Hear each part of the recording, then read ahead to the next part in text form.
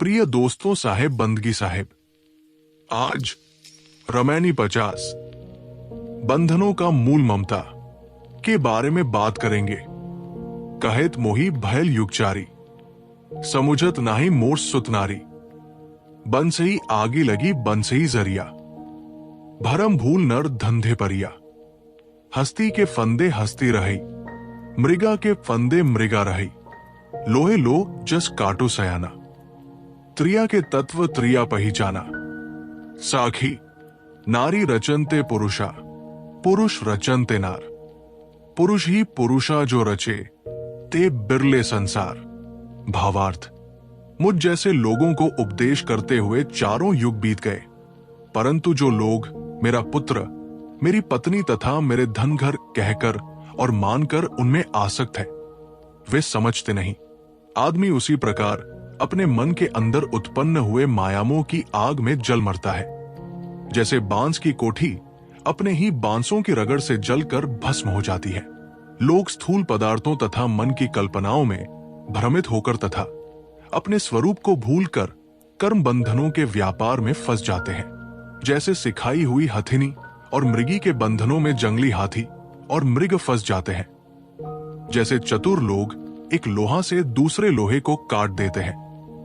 जैसे एक स्त्री का स्वभाव दूसरी स्त्री द्वारा पहचाने जाने के कारण कुटनी एवं मायावी स्त्रियों द्वारा सीधी स्त्रियां गलत काम करने के लिए फंसा ली जाती है, वैसे मनुष्य अपने माने हुए लोगों द्वारा ही भवबंधनों में फंसाया जाता है, अथवा अपने मन का मोह ही उसे भवबंधनों में डालता है। स्त्री पुरुष में प्रेम करती है तथा पुरुष स्त्री में प्रेम करता है, परंतु जो पुरुष ही पुरुष स्वस्वरूप चेतन में प्रेम करता है वो संसार में विरला है।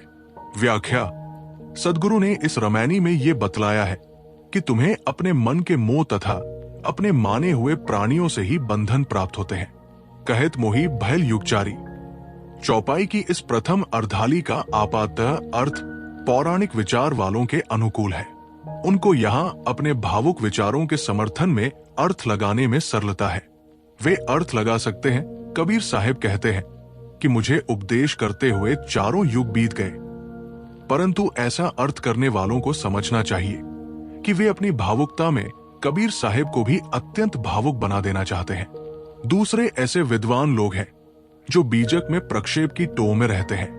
वे इस स्थूल अर्थ को मानकर इसे उन कबीर पंथियों द्वारा किया हुआ प्रक्षेप मानेंगे जो कबीर साहब को युग युग में अवतार लेने वाला मानते हैं, परंतु इसमें पहली धारणा श्रद्धातिरेक है और दूसरी धारणा बुद्धि अतिरेक है।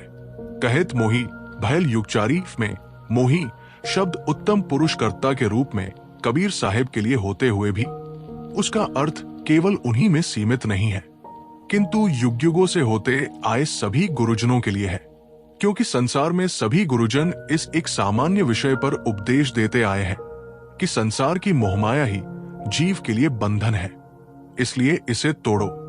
ये अर्थ स्वाभाविक है तथा इस अर्थ से कबीर साहब के मन में अनादिकाल से होते आए सभी गुरुजनों के प्रति आदर का भाव भी झलकता है। अतएव इस प्रकार इस चौपाई का अर्थ हुआ कि मुझ जैसे लोग चारों युगों से उपदेश करते आ रहे हैं, परंतु पत्नी बच्चों में मेरा मेरापा रखने वाले लोग इस बात को नहीं समझते। समुझत नाही मोर सुतनारी, इस अर्धाली में जो विद्वान कबीर साहब को गृहस्थ सिद्ध करना चाहते हैं उन्हें अपने ढंग का अर्थ सूझेगा। वे कहना चाहेंगे, इस अर्धाली से कबीर के जीवन पर प्रकाश पड़ता है। कबीर कहते हैं कि मेरे बच्चे तथा पली समझ नहीं रहे हैं, अतएव कबीर पत्नी बच्चे वाले थे। वे अपनी पली तथा बच्चों को समझाते थे, परंतु वे उनकी बातें समझते नहीं थे। परंतु ऐसे बहादुर विद्वानों से पूछना चाहिए कि कबीर के वे पत्नी बच्चे क्या चारों युगों से उनके साथ थे, क्योंकि वे कहते हैं कहित मोही भयल युगचारी, समुझत नाही मोर सुतनारी। कबीर साहब ने यहां सहज भाव से कहा है कि मुझ जैसे लोग सदैव से संसार की असारता को समझाते रहे हैं, परंतु जो सुतनारी में मेरी भावना रखने वाले हैं वे इस बात को नहीं समझ पाते। कबीर साहब अखंड बाल ब्रह्मचारी विरक्तात्मा संत थे। उनके सामान्य उपदेश को उनके ऊपर लगाना असमीक्षात्मक बुद्धि का फल है।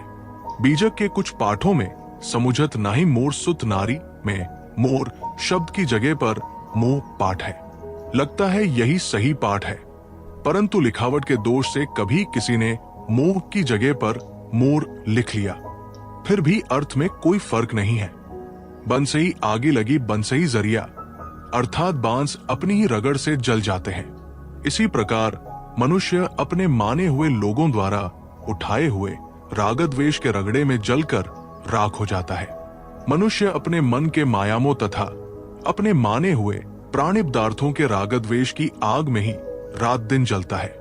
हमारे चारों ओर फैले हुए हमारे माने गए प्राणिक पदार्थ हमारे ही दुरुपयोग से हमारे लिए बंधन बन जाते हैं। हम अविवेकवश उनमें राग करते हैं और मन की अनुकूलता न होने पर उनसे द्वेष करते हैं। बस यही रागद्वेष हमारे जी के जंजाल बन जाते हैं। यही हमारे गले की फांसी हो जाते हैं। भरम भूल नर धंधे परिया, इस अर्धाली में भ्रम तथा भूल इन दो शब्दों का प्रयोग किया गया है। भ्रम का अर्थ है कुछ का कुछ प्रतीत होना, जैसे रस्सी में सांप, सीपी में चांदी, चांदनी या धूप की लहरियों में पानी आदि। इसी प्रकार विषयों में सुखभास महाभ्रम है। अनुकूल माने गए विषय भोगों में मनुष्य को सुख का भ्रम होता है कि इसमें आनंद है, ये शरीर मेरा है, ये प्राणी पदार्थ मेरे हैं। ये भी भ्रम ही है, क्योंकि ये सब कुछ भी तो साथ नहीं रह जाता है। मेरी अपनी आत्मा से अलग कोई परमात्मा है, उसी से परमानंद मिलेगा। ये सबसे बड़ा भ्रम है। भूल का अर्थ है अपने आपा को न जानना। मैं शुद्ध चेतन हूं, ये एक वास्तविकता है। इसे न समझकर मैं देह हूं, ये भूल है। संक्षेप में कहें तो जो कुछ अपने से अलग है उसमें सुख तथा स्वत्व का भास भ्रम है, और अपने अविनाशी चेतन स्वरूप को न समझना भूल है।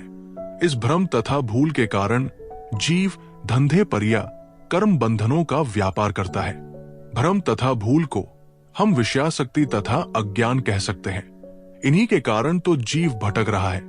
कैसे अपने अंदर की अज्ञानग्नि से आदमी जलता है, इसके लिए ऊपर बांस की रगड़ से बांस जलने का उदाहरण दिया गया है।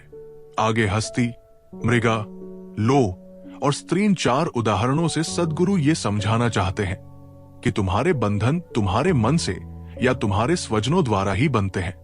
लोग सिखाई हुई हस्तिनी तथा मृगी द्वारा हाथी तथा मृग को फंसा लेते हैं। लो से लोग काट देते हैं तथा कुटनी स्त्री द्वारा सीधी स्त्रियों को फंसा लेते हैं। इन चारों उदाहरणों में अपनी जाति ने ही अपनों को खाया। इसी प्रकार तुम्हारे अपने ही माने गए माता, पिता, भाई, बंधु, पत्नी, पुत्र, मित्र, गोत्र, सगे संबंधी लोग तुम्हारे लिए बंधनों का जाल बुनते हैं। जो जाल से बाहर होना चाहता है उसे समझा बुझाकर फंसाते हैं। कितने ही मनुष्य अपने स्वजनों को विषवासना, चोरी, हिंसा, व्यभिचार आदि का पाठ पढ़ाते हैं। किसी के सामने कोई बात बारंबार दोहराई जाए तो उसका प्रभाव उस पर पड़ने लगता है। ये परम सत्य है कि यदि आदमी सतत सावधान रहे तो उसे कोई दूसरा मनुष्य बंधन नहीं दे सकता। मुख्य बंधन तो अपने भीतर की मोहमाया एवं अहंतामता है। जैसे लोहा से उत्पन्न मोर्चा उसी लोहे को खा जाता है, वैसे हमारे अपने से उत्पन्न हुए अज्ञान एवं भ्रम हमें खा जाते हैं। जैसे अपनों द्वारा सुख सुविधाएं मिलती है, वैसे ही अपने लोगों द्वारा दुख तथा बंधन भी मिलते हैं। इसे हम ऐतिहासिक ढंग से भी समझ सकते हैं। राजा दशरथ को अपनी ही प्रिय पत्नी कैकेयी द्वारा मरणांतक कष्ट हुआ। अपने ही भाई विभीषण द्वारा शत्रु पक्ष को भेद देने से रावण का विध्वंस हुआ। घर का भेदिया लंका ढावे कहावत हो गई। प्रचलित धारणा अनुसार राजा जयचंद विदेशियों से मिलकर देश का घातक हुआ। बादशाह शाहजहां अपने ही पुत्र औरंगजेब द्वारा जेल में डाला गया। ये लिस्ट बड़ी लंबी बनाई जा सकती है। अंतः साखी की प्रथम पंक्ति में सद्गुरु कहते हैं कि स्त्री पुरुष में प्रेम करती है तथा पुरुष स्त्री में, अर्थात स्त्री और पुरुष एक दूसरे के शरीर में मोह करते हैं, जो एक मृग तृष्णा है। यदि स्त्री के शरीर में आनंद होता तो स्त्री अपने शरीर के आनंद को लेकर सुखी रहती, परंतु वो पुरुष के शरीर में आकर्षित है। और यदि पुरुष के शरीर में आनंद होता तो वो अपने शरीर का आनंद लेकर तृप्त रहता, परंतु वो स्त्री के शरीर में आकर्षित है। इसलिए न स्त्री के शरीर में आनंद है तथा न पुरुष के। स्त्री पुरुष दोनों ही देहाध्यास की मृग तृष्णा में दौड़ रहे हैं और इस रेगिस्तान में वे दोनों ही जीवन भर प्यासे मर रहे हैं। पुरुष ही पुरुषा जो रचे ते बिरले संसार। ये बड़ा महत्वपूर्ण वाक्य है। यहाँ का पुरुष कोई स्थूल पुरुष की देह नहीं है, किंतु पुरी शेते इति पुरुष अर्थात जो शरीर रूपी पुर में शयन करता है वह पुरुष है। सांख्य दर्शन ने जड़ प्रकृति से भिन्न शुद्ध चेतन को पुरुष कहा है। श्वेताश्वतर उपनिषद 4/7 ने भी समाने वृक्षे पुरुषो निमग्नो कहकर चेतन के लिए ही पुरुष कहा है। अतएव सद्गुरु कहते हैं पुरुष ही पुरुषा जो रचे ते बिरले संसार, जो केवल पुरुष ही पुरुष में प्रेम करता है, अर्थात जो केवल अपने शुद्ध चेतन स्वरूप में ही लीन है, वो संसार में विरला है। सारी विषयासक्ति मिट जाने पर ही अपने शुद्ध चेतन में रति होती है। आत्मरति, आत्म प्रेम, आत्मतृप्ति जीवन की सर्वोच्च दशा है। जिनकी देहासक्ति सर्वथा मिट जाती है वही अपने शुद्ध पारक चेतन स्वरूप में स्थित होता है। गुरु की वाणी सुनने के लिए चैनल को जरूर सब्सक्राइब करें।